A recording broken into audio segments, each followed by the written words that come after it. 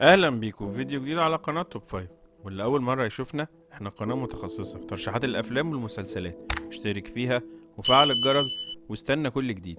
لسه مكملين معاكم في المسلسلات، والنهاردة بنتكلم عن اكتر انواع المسلسلات المفضلة عند المشاهدين وخصوصا في الوطن العربي، وهي المسلسلات التركية اللي بقت صناعة وليها دخل كبير جدا في تركيا. وعشان كده احنا النهاردة بنرشح لكم افضل 5 مسلسلات تركية في التصنيفات المختلفة.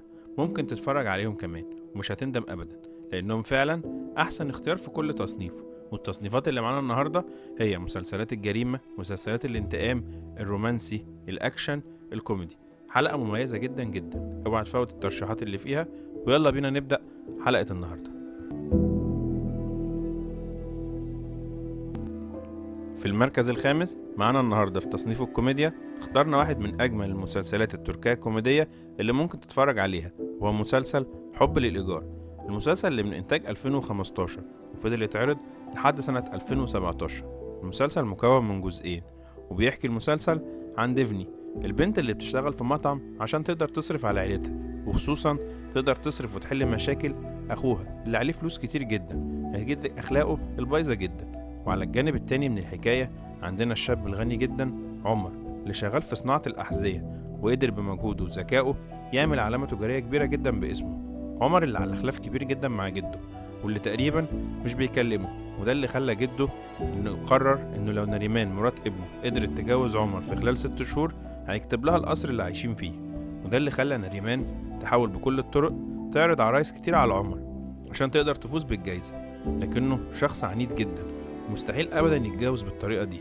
لحد ما في يوم جمعت الصدفة عمر وديفني في المطعم اللي شغالة فيه، وقررت نريمان إنها تعمل صفقة مع ديفني إنها تقدر توقع عمر في حبها مقابل فلوس كتير جدا.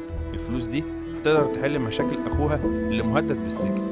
يا ترى بقى ديفني هتقدر توقع عمر في حبها ولا لأ؟ كل ده هتعرفه في أحداث المسلسل الروعة ده.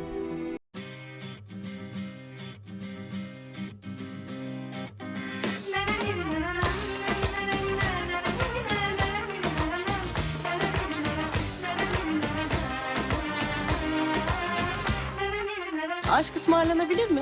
Yoksa bize dağıtılan ele razı mı gelmek zorundayız? Bazen her şeyin cevabı ilacınız olabilecek o bir kişidir. Kimi sevebileceğimizi seçebilir miyiz sizce? Her şey bitti dediğiniz anda sizin mucizeniz başlar. Aşk sizi değiştirir. Aşk iyileştirir. Aşk bekletir. Bu yüzden aşk mucizenin ta kendisidir. Yeni dizi Kiralık Aşk yakında Star'da.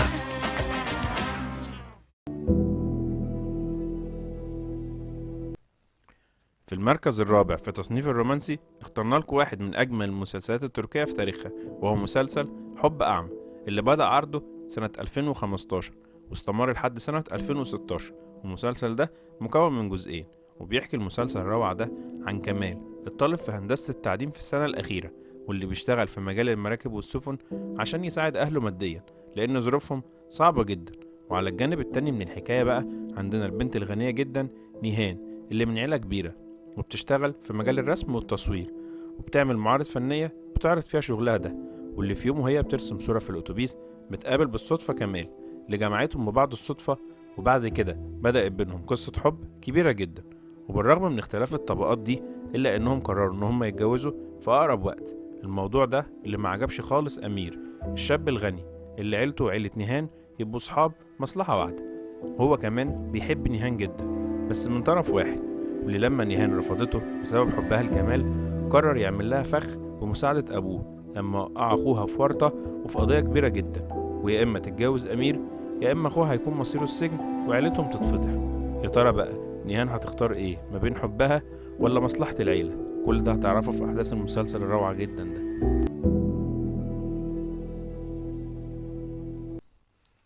في المركز الثالث في تصنيف الدراما والأكشن مش هتلاقي أحسن من مسلسل الغراب أو كوزغون، اللي من إنتاج 2019.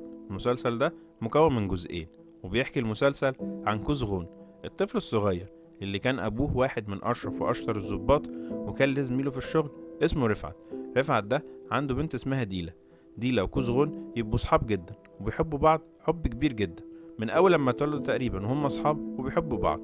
لحد ما هيجي يوم ورفعت يستغل علاقة ديلا بابنهم ويخليها تحط مخدرات لأبو كوزغون في البيت عشان يوقعوه ويخلصوا منه هو والعصابة بتاعة المخدرات اللي في المدينة، ويخلالهم الجو بقى في تجارة المخدرات.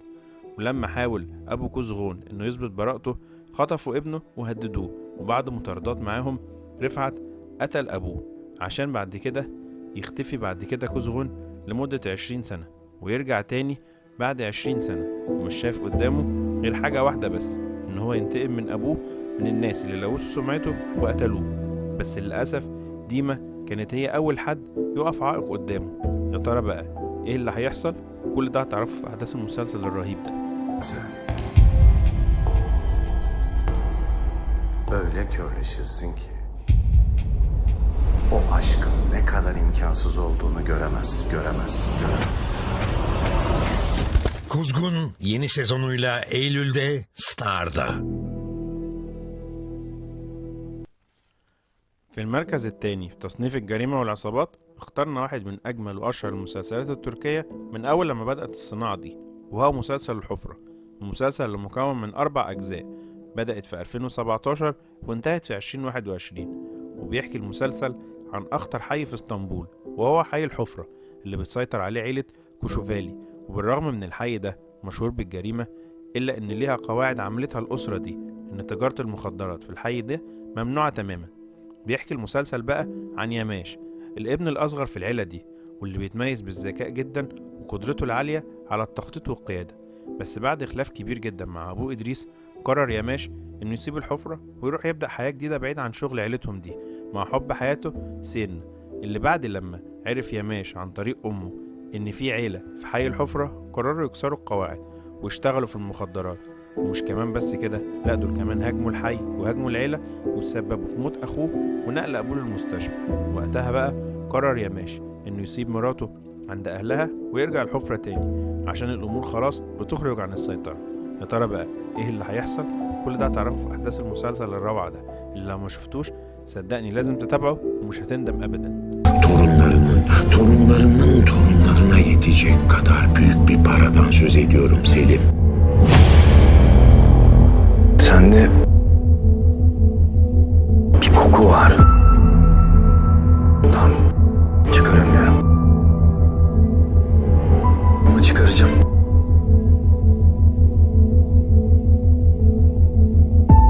Bizim oğlan bizi tanıştırmadı ama. Selim, biliyorum sen haber.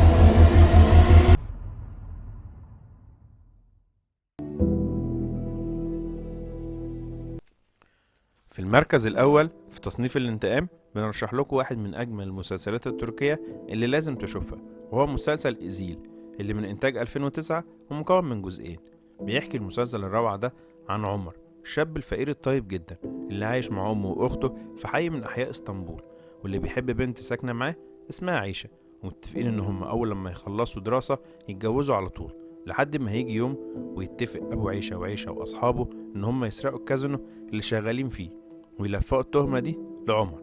بس للأسف بقى الخطة اللي رسموها مش بتمشي زي ما هم اتفقوا، وبيضطروا هم بيهربوا يقتلوا الحارس عشان بعد كده يتفقوا إن هم يكملوا الخطة زي ما هي، وبدل ما كانوا هيتهموا عمر بالسرقة يتهموا عمر بالسرقة وبقتل الحارس عشان تشهد عليه عيشة كمان ويتحكم عليه بالسجن بدل حياة.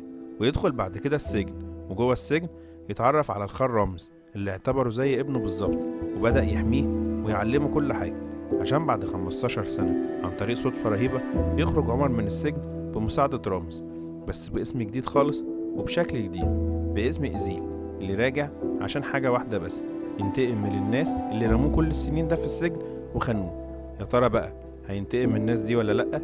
كل ده هتعرفه في أحداث المسلسل الرهيب ده اللي يستحق بكل جدارة يكون هو المركز الأول معانا في حلقة النهاردة.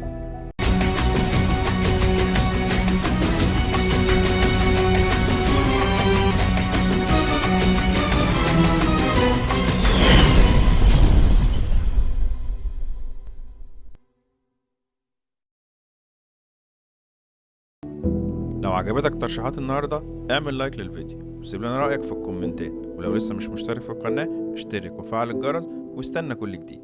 خلص الكلام، سلام.